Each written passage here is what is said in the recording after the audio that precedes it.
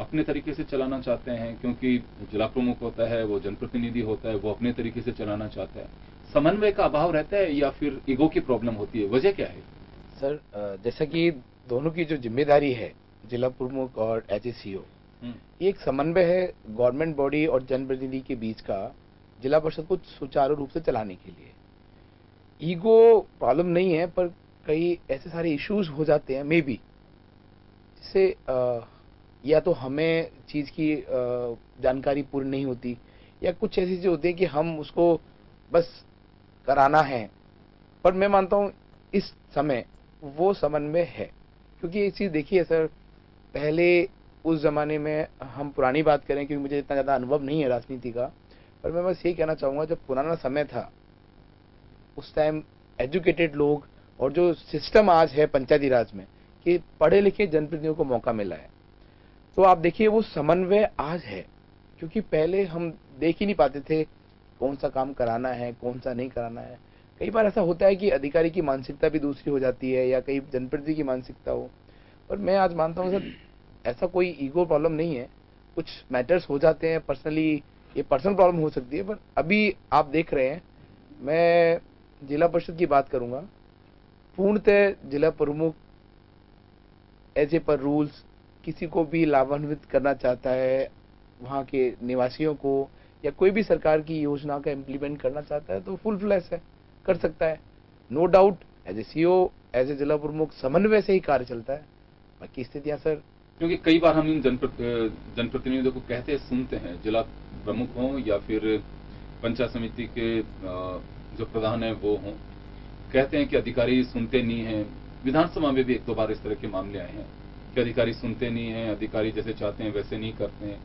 तो ऐसा तो नहीं है कि मनमर्जी थोपी जाती हो अधिकारियों पे, वो नहीं करना चाहते हों? मे बी दोनों चीजें हो सकती हैं। पर जैसा कि मैं बताऊं, ऐसी चीजें आती है, नो डाउट आती हैं। आप किसी काम को कराना चाहते हैं, कई बार ऐसी चीज आ जाती है कि वो काम किस रूप में हो सकता है, हम किस रूप में चाहते हैं, तो कई स्थितियां ऐसी हो जाती है। पर मैं मानना है कि जैसे मैं हूं, अगर मेरे साथ भी ऐसी स्थिति अगर आई है या आती है, तो मैं पूरी कोशिश करता हूं कि आप अपने सीनियर लीडर्स को साथ लीजिए, संगठन को साथ लीजिए, जिससे भी आप संबंधित हैं। मैं भारतीय जनता पार्टी से संबंध रखता हूं, तो मैं पूरा संगठन का सहयोग, अपने लीडर्स का सहयोग लेके, आप कहीं गलत है तो आपको पूरा अधिकार है कार्रवाई करने का, उनके अगेंस्ट जाने का। क्योंकि हमें ये सिखाया जाता है, हम सीखते ही हैं कि हम गलत ना करें तो गलत सहन भी ना करें। तो सर ये समन्वय डिपेंड करता है कि आप किसी काम को चाहते हैं तो आपको पूर्णतः उसकी जानकारी हो। आपको ऐसे जिले का नेतृत्व करने का अवसर मिला है जहाँ की से निकली हुई हैं मुख्यमंत्री वसुंधरा राजे, वहीं की हैं, वहाँ की पूर्व महारानी हैं। और धौलपुर, झालावाड़ और धौलपुर दो ऐसे हैं कि जो केंद्र बिंदु होते हैं, वो अपना घर है उनका। तो एक मुझे लगता है कि वहाँ पे योजनाएं भी काफी लेकर के गई हैं, तो करने को बहुत कुछ मिला है आपको अगर देखा जाए तो जिले के बारे में हम जानना चाहेंगे आपसे कि अभी क्या पोजीशन है विकास की? सर नो डाउट ये मेरे लिए गर्व की बात है कि मैं धौलपुर का निवासी हूँ, जहाँ से हमारी महारानी साहब, माननीय मुख्यमंत्री जी वसुंधरा राजे जी, उनके नेतृत्व, उनके जिले में मुझे मौका मिला, ये मेरे लिए वास्तव में गर्व की बात है। मैं आपको बताऊं सर, एक जो चीज़ माननीय मुख्यमंत्री जी ने धौलपुर को दी है, आज तक मैं 50 साल की मेरी उम्र तो नहीं है, पर मैं लोगों से सुनता हूं कि 50 साल की जो स्थितियां हैं वो आज आप देख सकते हैं।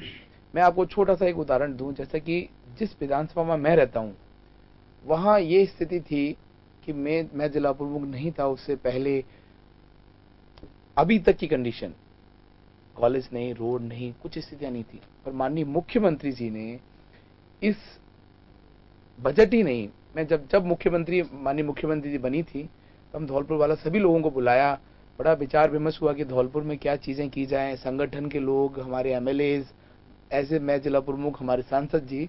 पर इसमें बहुत महत्वपूर्ण भूमिका रही सांसद दुष्यंत जी हमारे राजा साहब की। क्यों, देखिए आप, 2 ब्लॉक ऐसे थे हमारे राजा खेड़ा बसेड़ी जहां अभी तक कॉलेज नहीं थी, माननीय मुख्यमंत्री जी ने वहां कॉलेज दी। एक बहुत बड़ी योजना जो धौलपुर कहीं ना कहीं उससे पीछे था, चंबल लिफ्ट परियोजना। क्योंकि धौलपुर, हम चंबल किनारे रहते हैं, हमें पानी की समस्या थी।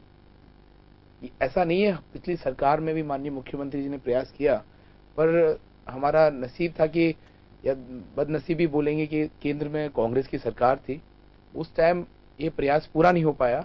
और माननीय मुख्यमंत्री जी ने इस सरकार में, इस शासन में धौलपुर को बहुत बड़ी सौगात दी सर। 800 करोड़ की चंबल लिफ्ट परियोजना, जिससे लगभग धौलपुर, राजाखेड़ा और सैपो ब्लॉक ऑलमोस्ट सभी कवर होते हैं, और पीने के लिए जो पानी और सिंचाई की जो व्यवस्था की है, बहुत सारी ऐसी चीजें। एक सवाल मैं उठाना चाहूंगा यहाँ पे कि इतने वर्षों बाद धौलपुर अगर विकास से पिछड़ा हो, क्योंकि ये कहा जाता है, देखिए वहाँ माइनिंग वहाँ पे है, पानी वहां से निकलता है, लेकिन उसके बावजूद भी पानी को मोहताज है, बिजली नहीं मिल पाती है।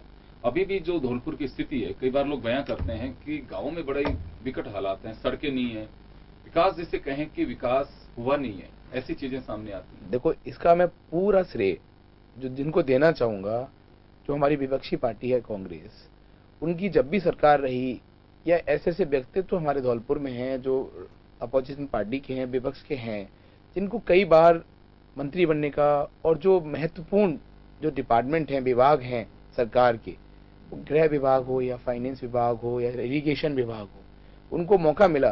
पर मैं मानता हूं उन्होंने अंग्रेजों की नीति जो अपने देश में थी कि युवाओं को पढ़ने मत दीजिए, जिससे वो आपसे पूछ ना पाए कि आपने क्या किया, आपने क्या नहीं किया, रोका उनको पढ़ने से रोका।